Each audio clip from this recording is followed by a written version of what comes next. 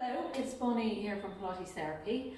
I've got a sheet here and a list of palpation points, and I thought I would go through some handling and palpation points that are really good for Pilates teachers or anybody to know, and I'm just going to take you through them quickly.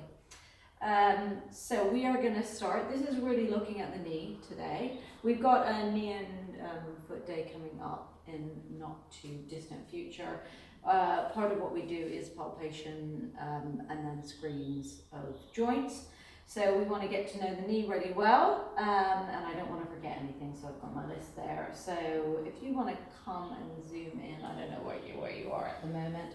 We're going to look at first of all the lateral epicondyle and the medial epicondyle, which are bony attachment points, but it's at the distal part of the femur. So you've got the leg, the femur, and at the bottom. And so really we're looking to find the sort of gap between the tibia and the femur, and then you can feel a bony prominence coming out on that would be the medial side. So it's not really easy to palpate, but I can feel it there. So I can just feel where I'm about to go over the edge of her femur, yeah, and just about there. So I've got the medial epicondyle, and then on this side, the lateral side of the leg, again, I can feel that this is the gap right here in between her tibia and her femur. So if I run just up from there, then I'll be on that lateral epicondyle.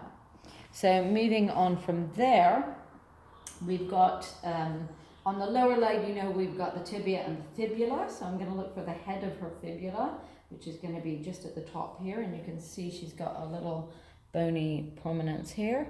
And that is going to be the head of her fibula, which is a really important bony landmark to look at. It's not necessarily a supportive bone, but the biceps femoris has an attachment to the fibula. So your hamstrings can really influence what happens there, and this bone influences what can happen in the ankle and the knee joint in flexion. So it needs to be able to move.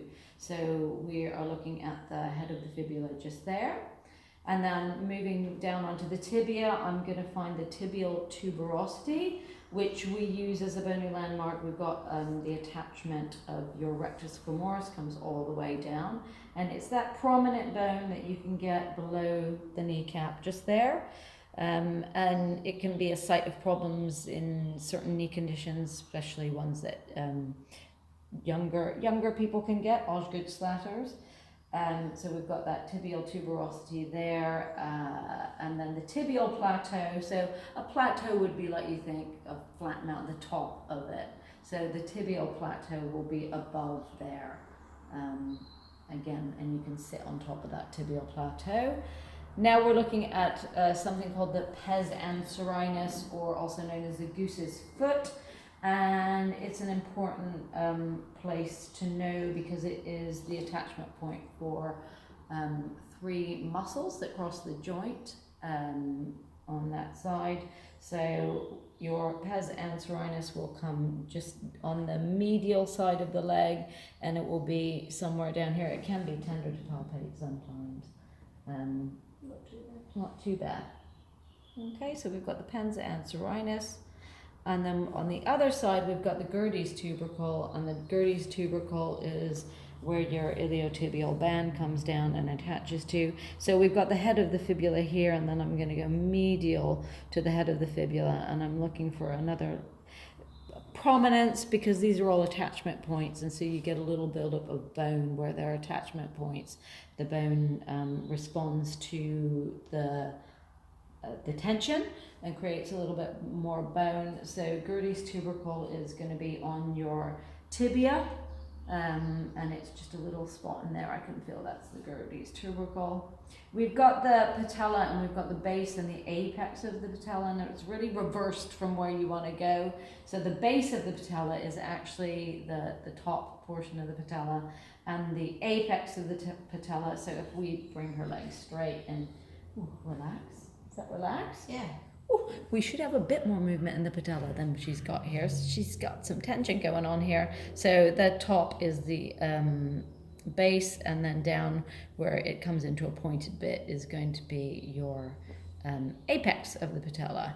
So we're then looking at some tendons that we can also palpate. So we've got the Quadriceps Tendon. So your rectus femoris comes all the way over the kneecap and attaches to the Tibial Tuberosity, but it starts to become a tendon above the knee. So that muscle comes in, and then you've got the Quadriceps Tendon, which would be above the kneecap, and then you have got the Patella Tendon. So once it starts to enclose the patella in it, or the kneecap, if you don't know what the patella is, then it comes down, and this would be your Patella Tendon just down there.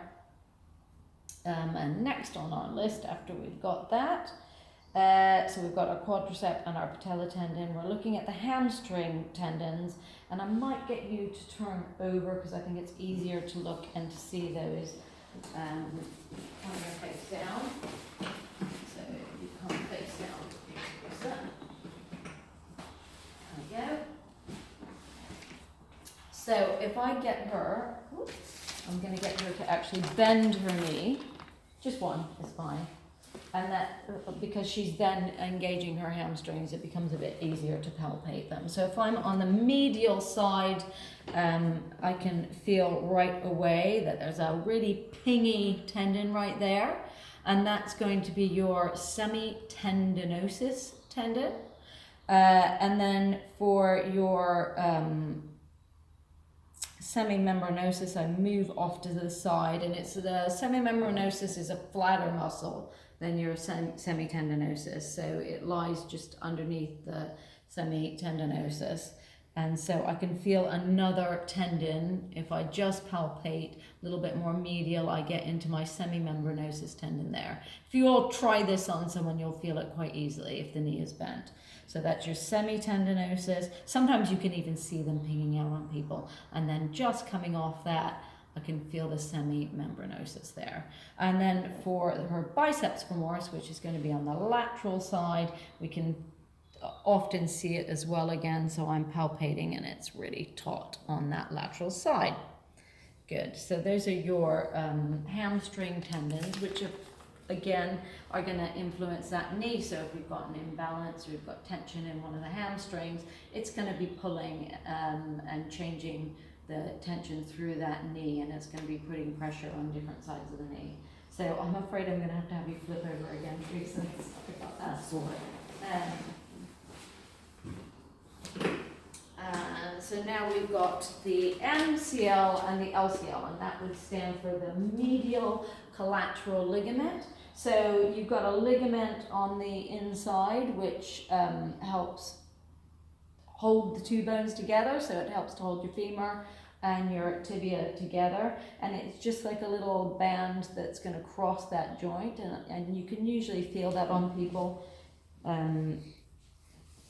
Good, if you find that there, and it's just going to be, so if you can find the femur and the tibia, it's going to be in between, and I can just feel that palpating there. I'm just going over that. You can feel that as well, can you, Teresa? Good. So that is your medial collateral ligament.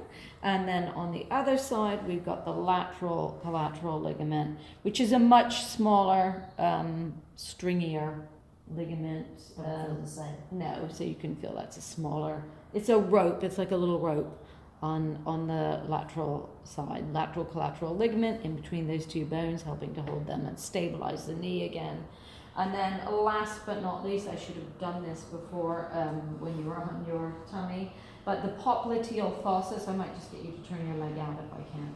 So the popliteus is a muscle that crosses the knee joint, and it helps with what we call the screw home mechanism. So it helps to unlock the knee in knee flexion, and it crosses the joint, and the space in the back of the knee here is the popliteal fossa. You've got a major artery that runs through there, the popliteal artery as well. So that space back here is your popliteal space. So that's all we're going to do today. That is landmarks of the kney, if you found that interesting. then take a look at www.pilatestherapy.co.uk, and we have Knee and Foot Day coming up, I believe, in May. Thank you.